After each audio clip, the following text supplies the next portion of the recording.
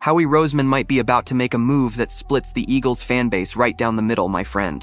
A 6'5", 233-pound quarterback who already pocketed over $10 million before ever hearing his name called on NFL draft night. A player who won national championships, who transferred from school to school chasing the spotlight, who lives a rock star lifestyle, and who, at the same time, carries serious technical questions about whether he can survive in the most competitive league in the world. And now, according to one of the most respected voices in NFL draft coverage, this polarizing quarterback could be headed to Philadelphia. His name, and what that pick would mean for the Eagles' future, is exactly what you're going to find out right here on this channel today.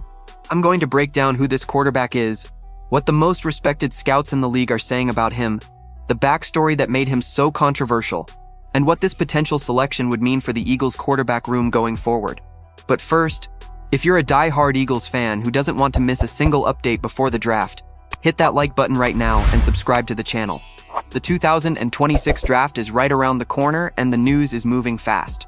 Ring that notification bell too, because you cannot afford to be left behind. Here's the deal.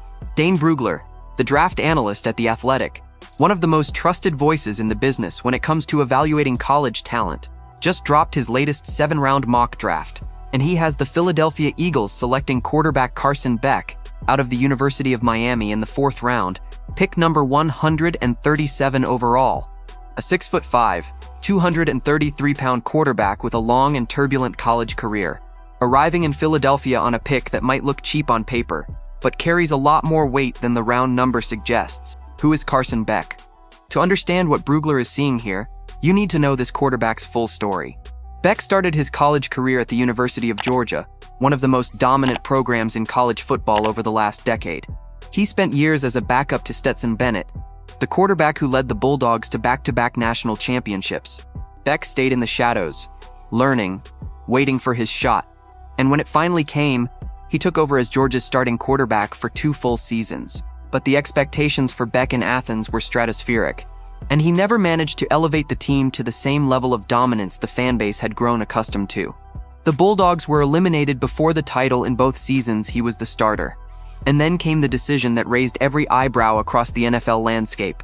Beck entered the transfer portal and accepted an offer that turned heads everywhere. The University of Miami opened the vault. According to Yahoo Sports, the NIL package offered by the Canes Connection Collective to bring Beck to Coral Gables was estimated at somewhere between $4 and $6 million for a single season. That means before throwing a single pass in a Hurricanes uniform, Carson Beck was already out-earning nearly 24 active NFL quarterbacks. In total, estimates put his earnings across his entire college career at over $10 million. $10 million in college football. So what did he deliver on the field for Miami? In his one season with the Hurricanes, Beck threw for the team made it all the way to the college football playoff championship game, but it was on those biggest stages, in the CFP games, where Beck's limitations were most exposed. And Solak, ESPN's quarterback evaluator, was blunt in his assessment. Beck's accuracy and arm talent are both only average. For him to thrive, he would need to be an impeccable decision maker, but defensive coverage rotations and pass rush pressure both bait him into poor choices. And Solak was direct in saying, it's unlikely those habits will disappear at the NFL level for a player who already has this much experience under his belt. You understand the problem, right? It's not a lack of reps. It's not a lack of game time. It's an ingrained behavioral pattern that scouts have identified and documented. Brugler himself, when placing Beck on the Eagles in his mock, described the quarterback this way: a cerebral pocket passer who can lead drives when the offense stays in rhythm, but who is not a proven second reaction quarterback when things don't go according to plan, and his professional projection, an NFL backup with potential spot starter ability. But why does Beck divide people so deeply?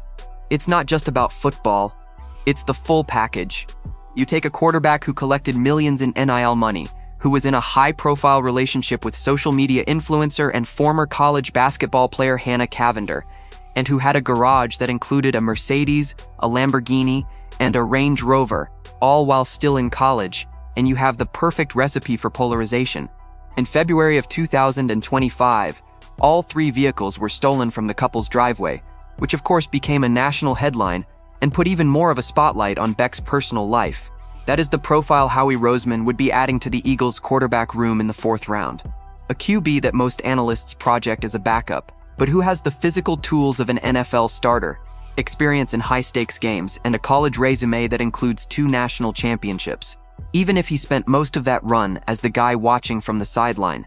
Now, what does all of this mean for the Eagles? It's worth remembering that Philadelphia has already drafted quarterbacks in recent years.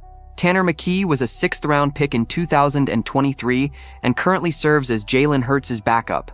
Kyle McCord was also selected in the 6th round in 2025. In other words, the Eagles have a recent track record of developing late-round quarterbacks, but now Brugler projects Roseman stepping up and investing a 4th-round pick at the position. Why does it make sense? Because the backup quarterback spot is critical on any team chasing a Super Bowl, and the Eagles know that better than anyone. What happens if Jalen Hurts goes down? Who steps in and keeps the team competitive? McKee has limited experience. McCord is still young. Beck, with all of his controversy and all of his technical questions, would at least bring a quarterback with big game experience and the physical profile to absorb the punishment of an NFL season. Taking a step back, the concerns about Beck's decision-making under pressure are legitimate and cannot be ignored. What the Eagles need in a backup is not a quarterback who will turn the team into a Super Bowl contender if Hurts gets hurt. No backup does that. What Roseman needs is someone who avoids disasters, someone who can manage games, run a functional offense, and at the very minimum keep Philadelphia in the fight during tough weeks. Can Beck do that at the professional level? The analysts are split. There's also the development factor. In the right system, with a quality offensive coordinator and a focused training environment, it is not impossible to imagine him refining his ability to read defenses and improving his decision-making. Quarterbacks have made that leap before, but the learning window with real in-game pressure is far narrower in the NFL than in college football. The financial angle is interesting as well. A 4th-round pick does not represent a significant salary cap investment for the Eagles. Nothing that would compromise the franchise's ability to keep Jalen Hurts or reinforce other priority positions. It is a low-risk swing with a reasonable potential upside. If Beck develops and becomes a reliable backup for years to come, that's a Howie Roseman win. If it doesn't work out, the loss is minimal. With the 2026 draft fast approaching, the Eagles carrying needs at multiple positions, the quarterback room in need of depth, and the controversy surrounding Carson Beck still dividing opinions across the NFL community, what is the best approach for Howie Roseman here? Should the Eagles spend a 4th-round pick on a polarizing quarterback like Beck, or should the focus be on other, more immediate positional needs for a team that wants to get back to the Super Bowl? Drop your take in the comments below. I want to know what you think. Don't forget to hit that like button and subscribe to the channel. I'll be back shortly with the latest Eagles updates just for you.